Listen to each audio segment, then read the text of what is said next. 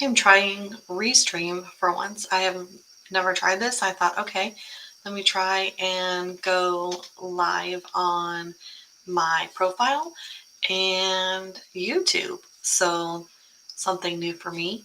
In case you don't know who I am, I'm Becky Samuels. I am a Facebook group expert, and I have managed groups for Meta, Clickfunnels, Jasper.ai, um, and other high ticket clients. So I have a lot of experience in managing groups, and I have learned a ton by working with clients in that way. And one of the things that I hear the most is from people that are joining my group is that they struggle with getting members to engage in their group.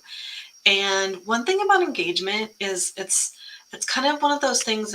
It's kind of relative, I guess you'd say, because the thing with group engagement is that it depends on so many different variables, and it's not always like a one size fits all when it comes to group engagement, because we have different niches. It's about having the right members in your group. Are you consistent with your content? How are you growing your group? What's the size of your group? How long have you had your group? Because also, like, let's say you've had your group 5 years, and with that, the there's like a member. I'm trying to think of what you say, what it is. It's like, member life cycle. So there's a member life cycle, because when your group has been there for 5 years, so you can have members that have been there for 5 years, and they either moved on from the business that they were growing, or let's say you have a health group and they've already hit their goals, so they don't really need to participate or feel like they need to participate in your group. So that's where like that member life cycle comes in, because you have your new members, right? And then once they're like new members, then you get them in, you welcome them. And almost like welcoming them like you're going to welcome someone into your home. And so you want them to feel welcome right away, and get excited for being there. So it's all to like how you welcome them, and then doing the work to get them to want to be involved, depending again on like what your niche is. Some people will come in and they right away feel at home and they start engaging. So there's so many different variables to look at when you are struggling with your group's engagement. So one thing that I like to do is I always like to ask people, like, how did you start your group? So there's four aspects that I look at before even starting a group. And if you've already started the group, then going back and doing these things again, just to make sure that you're going on the right path. And so the first thing is starting a group with a clear plan and a goal in mind. Because if you don't have a clear plan and goal in mind, then where are you going to end up taking the group? It's just going to be one of those things where you're like, oh, well, I'll just, kind of like how I started my first group. It's like I didn't have a goal, I didn't have a plan. I just thought, okay, well, I'll start a group and it will grow. And I didn't have an offer. And so I'm like, okay, so I'll do affiliate marketing, right? People will buy from me because they're going to need the information. And no, that did not work, because I didn't have a plan. And then the people I had in my group weren't, that's not what they were there for. Plus I literally started out being salesy, and that doesn't work either. So really having like that clear plan of what it is that you want to serve people with and how you want to help them, and then what your end goal is with that also, because a group really is about community and building relationships, and really getting to know people before you even decide if there's someone that you want to work with, right? So, so number one is knowing your clear plan and your goal. And then number two is your person, your target audience, and knowing who they are, because you need to know where they hang out in order to be able to grow your group in a timely manner. And really, when it comes down to it, it doesn't really matter like how many people you have in your group. You can have an engaged group with 100 members, 200 members. You can make money from a group that's 100 members or 200 members. It doesn't have to be a thousand members or 20,000 members or 75,000 members. It doesn't, the size doesn't matter, it's the quantity. So knowing who your person, your target audience is what's important as far as that goes. And then having your your offer, knowing what your offer is going to be. You don't have to necessarily like have your offer built out, but basically knowing what your niche is, right? So if you know what your niche is, you know who your target audience is, then you've got to know like what it is, like in a way what you're offering, who you're helping. If it's any kind of coaching, if it's any kind of if it's health related, if it's mindset related, financial, any of those things, just knowing in general what it is that you're going to serve people with, the knowledge that you have.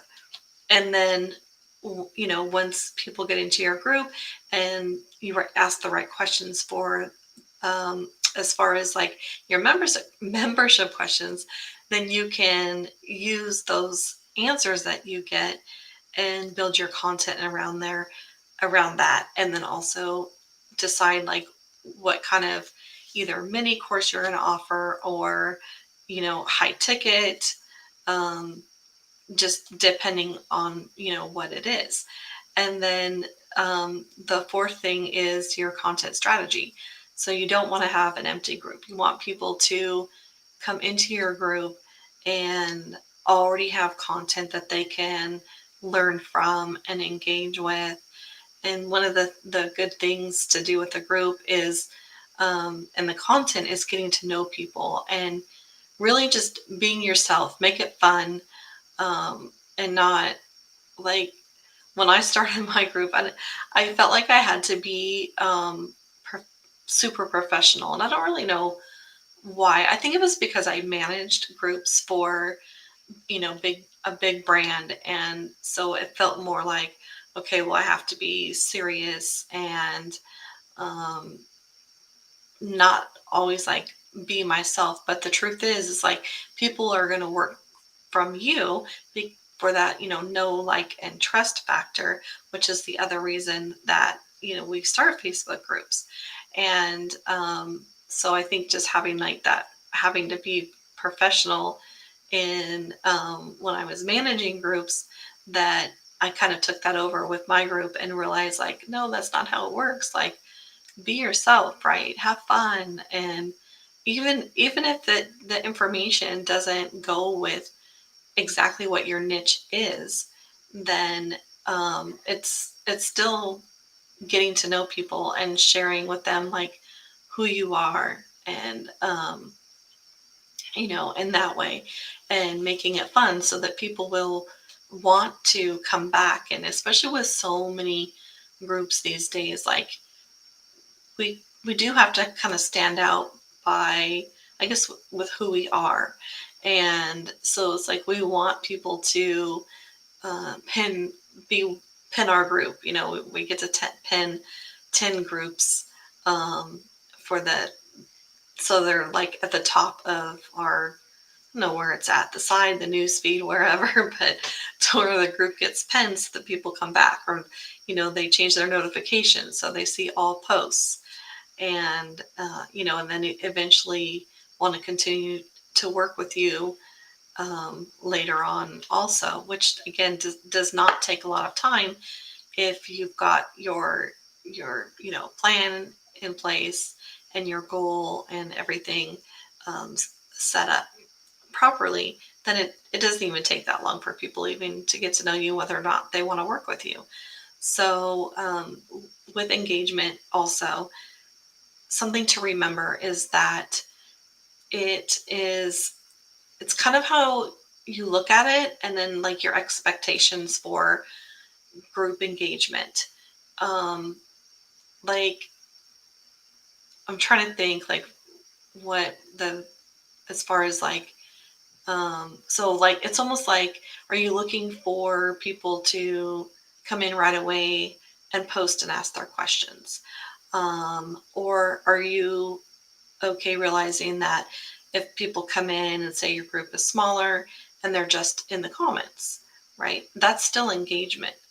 Um, and one thing I recently it's interesting because I normally didn't, for my own group, don't really like look at the group insights because I kind of go by how I feel with my group and the members in there and how they're interacting, um, and you know how I'm serving, and I look at it that way.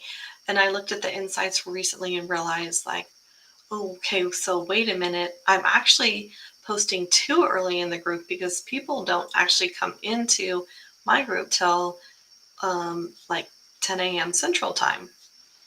And so knowing those things will make a difference with your engagement. And there's also, you know, a few other things too. You can have, when you welcome your members in, you can send a direct message automatically, like welcoming them, and you can have it connected to your email provider and then have an email sent also. And so having that welcome in those two different ways is another good way that actually helps with the engagement in the group, especially with the direct messaging, because then Facebook sees that you're actually working, or you're actually like talking to people and using their platform, not just the group, but you're using also the direct messaging. And they're like, oh, okay, so the algorithm will move a little bit more. So with engagement too, if your group is somewhat newer, or let's say you're like a year in, it really is about your expectations too. And I've learned to like, don't set your expectations too high as far as engagement goes. Look more at it as how you are helping people and how you're serving people, because it makes a difference. Even if you're just helping one person, you know, that makes a huge difference. And um, so just that's kind of how I look at it too. It's just like, because my group is somewhat niche, you know, teaching about Facebook groups, what I'm talking here about here right now. And you know, it's just about helping that one person to either, you know, if their goal is just to grow their group, or the engagement, or to make money from it, you know, just depends on what everyone's goal is. So the main part of engagement, to not always like struggle with engagement in a group, is one, start your group with a plan and a goal. Number two is know your target audience, where to find them. So when you have the right members in your group, then you will have engagement. And number three, your offer. And number four is your content. So hopefully, like knowing these four things. And like I said, if you've grown a group already, go back over these four things and look at, okay, did I start my group with a plan? Do I need to go back and change this? Did I grow my group with the right people? Do I need to kind of reevaluate that? And do I, you know, is my offer, you know, good or not? And then my content, am I consistent with my content? And am I sharing? Am I doing viral get to know you posts so that I can boost the engagement at the same time?